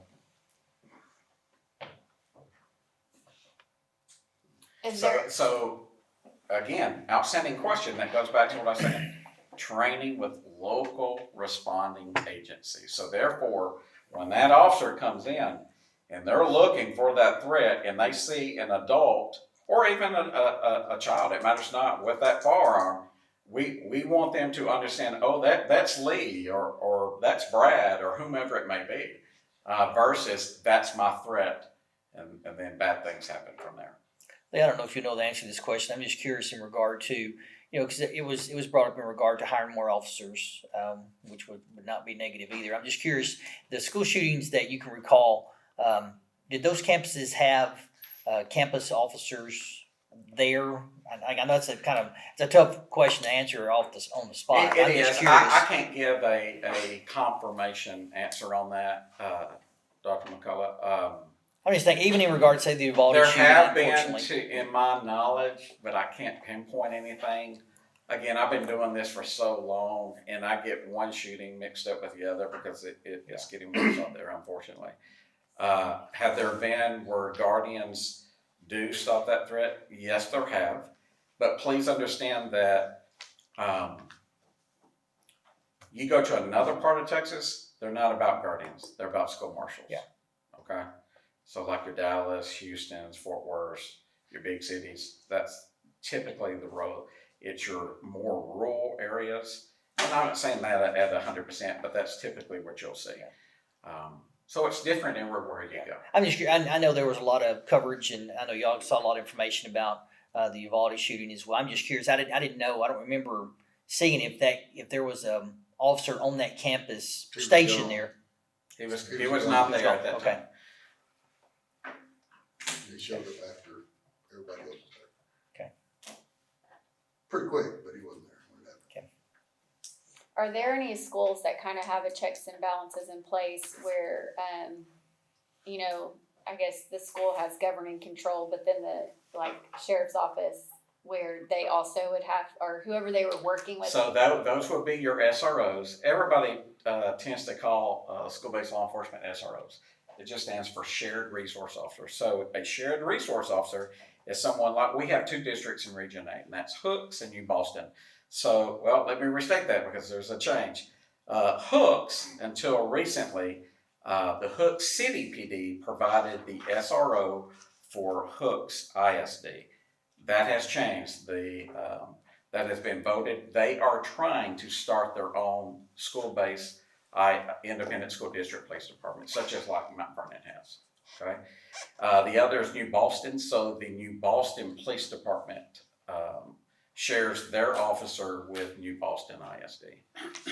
The others are their own police department, own ISD police department. So Jason has 100% control. Of course, he's going to work with Ricky on everything, but Ricky has no control on that. Does that make sense? No, it does. Sorry, Ricky. Well, it is.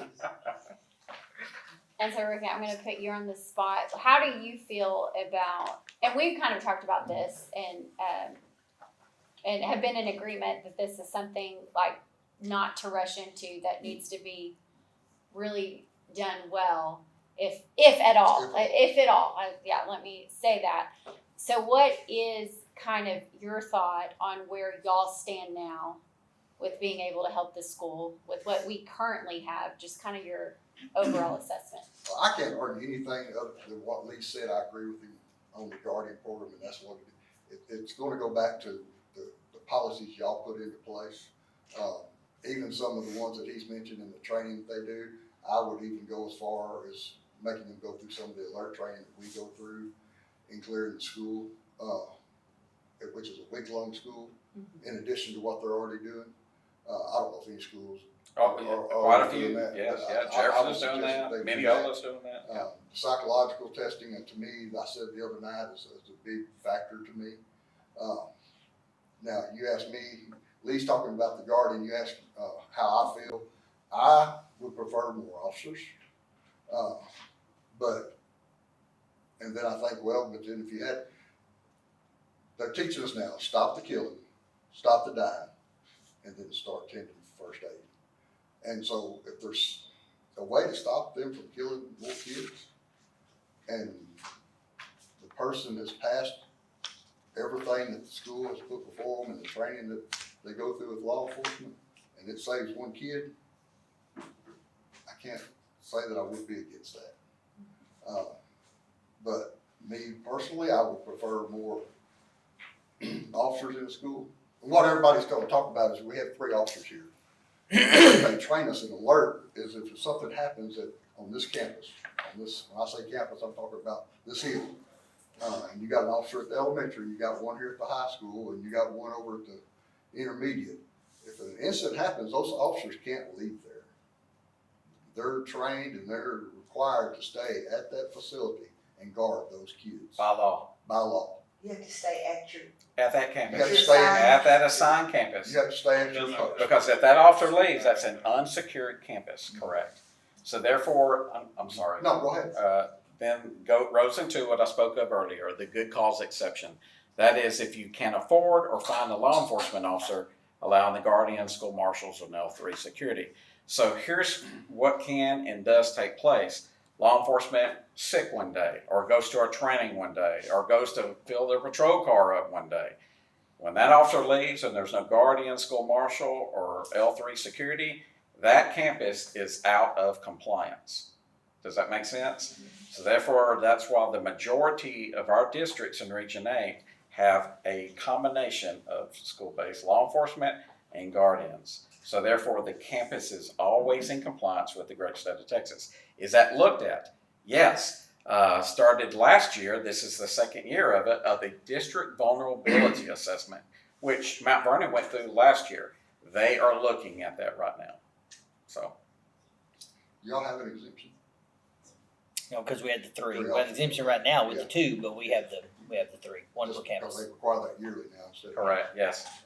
But yeah, but that's my deal in the law enforcement. If they can't leave, once that happens, they're to stay where they're at.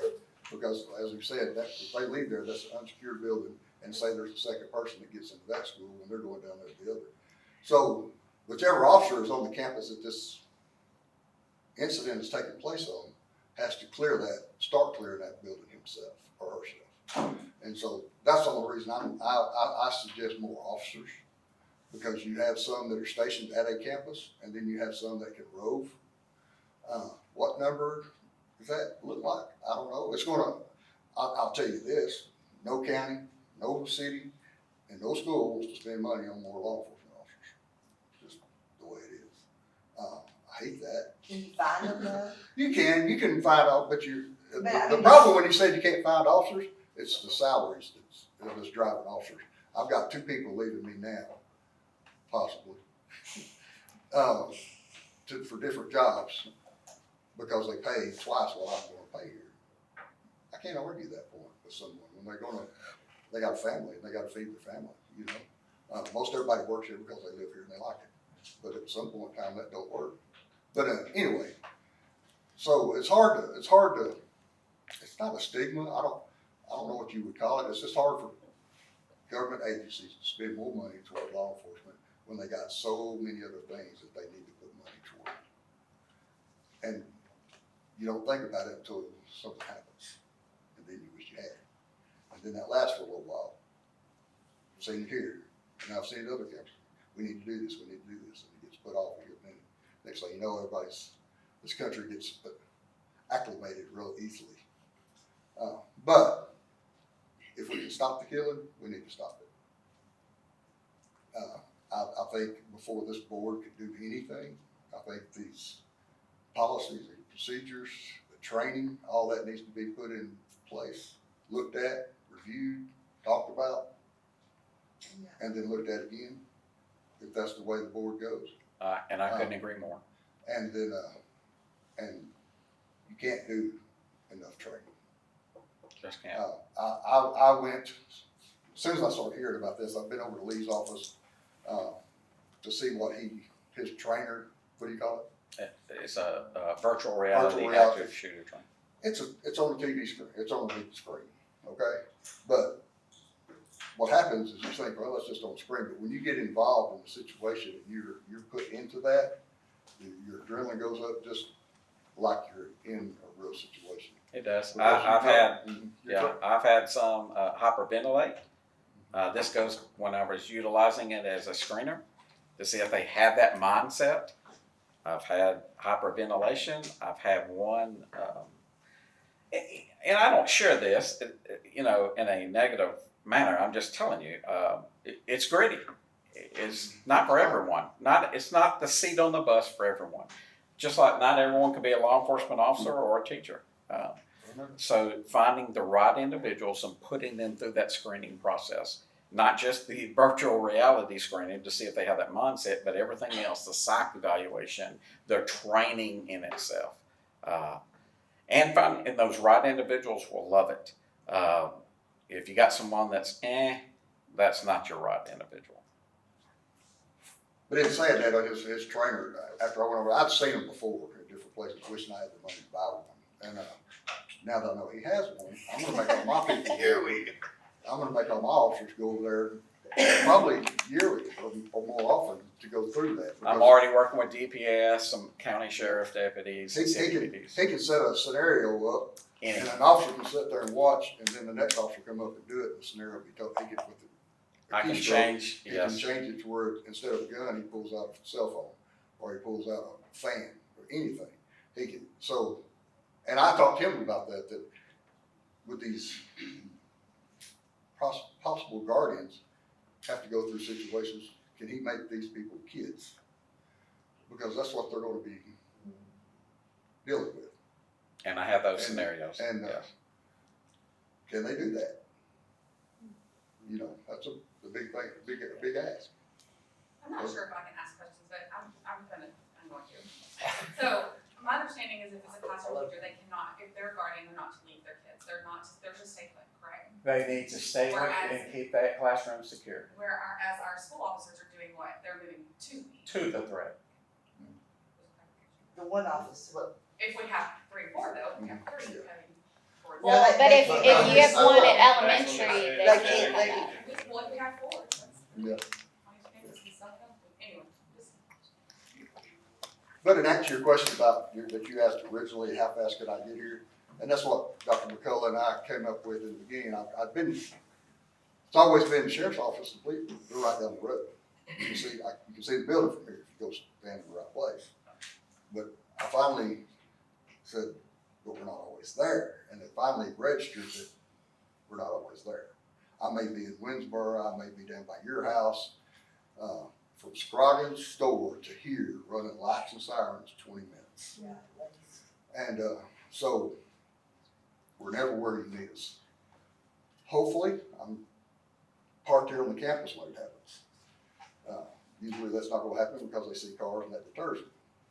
But that doesn't deter a sniper, as we've seen. And so, I'm glad y'all got the officers here. I think it's something that if y'all will consider it, y'all need to look really, really hard at what's put into place.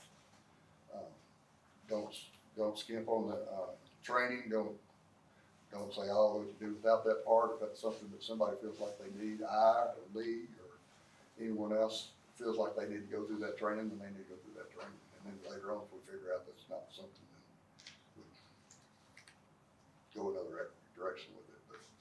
But everybody falls back to their training. 100%. Where do these guardians carry? I mean, is it in the desk? You just brought what I was about to give. So what an outstanding question. So it's different in every district. Boards will do different things. Some guardians are not allowed to carry. They keep it in a safe inside their room. The problem with that is this. First of all, they're a teacher. They need to be in that classroom. That individual, most likely, there are exceptions, does not need to be that guardian. Second of all, when that active shooter starts, they may not have access to their classroom to go get that firearm. Does that make sense? So you defeated the purpose. So they need to be carrying. It's just like having a license to carry and you don't have your firearm on you, and then you, your wife, your child's attacked at the movie theater, the gas station, Walmart, wherever it may be, and it mattered not. So do they carry only during school hours, or like, what about it like UIL events? So that's up to the district as well. So the district has 100%, and I would say that the majority do carry at events as well. So there's a chance we're sending our kids to these, what, 44 districts? 46 districts. Mm-hmm. And some of them carry. Possibly. And that's a question that could be asked of the superintendent and or the chief of police at that other district. And I will say on the Marshall program, I haven't looked at that at all hardly. The only thing I know about the Marshall program is you have no control over it. Zero. It is a TCO entity. It is an 80-hour training. So the gentleman was given about the Dallas PD or any police department training that they go through. Please understand that law enforcement is doing a much larger role than just the active threat. Where guardians and marshals are 100% about the active threat only. That's it. Nothing about it. Well, other than marshals, they do have arresting powers, but it's very limited on that campus or on that district campus only. And I haven't checked into the marshals, just because I don't like the fact that nobody has control of it. You can't make them do psychologicals, you can't make them do a whole lot of training other than what TCO requires. But now in the larger areas, the metroplex areas, I feel like a lot of those people are either law enforcement or probably retired law enforcement that has had training. I don't know if they can put those requirements on something, if they were to put a marshal program into place, or they'd have to meet TCO's standards. They just have to meet TCO standards. But that's the only thing that worries me about the marshal programs. You can't require anything. And to me, you give up a lot just for that. We have one district that is marshals only, and another district that has, I think they're down to one marshal, and the rest are guardians along with the school-based law enforcement. They're phasing their marshals out. There's restrictions on marshals. Marshals can only carry frangible ammunition. Frangible ammunition is not reliable and will not stop a threat, especially if that individual comes in with any type of vest or plating system. Which they do. Yes. All of them. So the threats are getting more, what's the word I'm looking for? Well, they are coordinating. Sophisticated. Thank you. Yeah. They do their homework. They are, unfortunately. So much in that, and I asked Ricky to help me along with a few other law enforcement. Just recently, we have started the Northeast Texas School Safety Task Force. We had our first meeting last week. And that's a conglomeration of federal, state, and local law enforcement coming together, meeting, discussing the threats and the problems of the Region 8 school area and bringing resources in to help deal with this threat. So that's how much threats are growing, unfortunately. And I wish I didn't have to say that. We're hoping to, what we did the other day was we did training, but we also want to build a information base, I guess you'd say, that if school has questions, they can contact Lee. And this group has already looked at some different programs and vetted them maybe for a school to try out, or not to try out. Kind of like this here. But I was excited when we put that together. Me too. It has federal, I don't know if you said federal, we got FBI on it and everything. So from the top to bottom, we got a lot of knowledge in the room. And we met with nearly all the chiefs or someone from each school district. We had about half there, and I was tickled to death about that, yes. Any other questions? questions? I appreciate you guys both Most coming welcome. and Thank you. visiting with us. Thanks. Really appreciate it. So, Thank you. Thank y'all. Alright, that concludes our discussion section for the agenda. So we will now move into closed session at 7:10 p.m. for personnel matters pursuant to Texas Government Code Section 551.074 and to address legal concerns, implications, and questions regarding the posted agenda items pursuant to Texas Government Code Section 551.071 and monitoring of school district safety requirements, including confidential vulnerability assessments pursuant to Texas Government Code 418.177 and 4.18.181, as well as Texas Government Code Chapter 551.072. Got it out. 9:16 p.m. We are opening back up into open session. 9:16. Do you have any recommendations Yes, ma'am. for us? On professional contracts, 2 recommendations. One is Tammy Gamblin for position at the elementary, and Leopoldo Herrera for the police chief position. Okay. Do I have a motion to accept the professional contracts as presented? Sorry. Motion made by Donnie, all 4, or seconded, sorry. Do I have a second? Second. Seconded by Josh, all 4. That is 5-0. Please let the record show that Kathy had to leave us and is not present. Yeah. Okay. Any Resignations, we have two, J.P. Mosley as police chief and Virgil Ventacker as cafeteria worker. It is 9:17 p.m. This meeting is adjourned.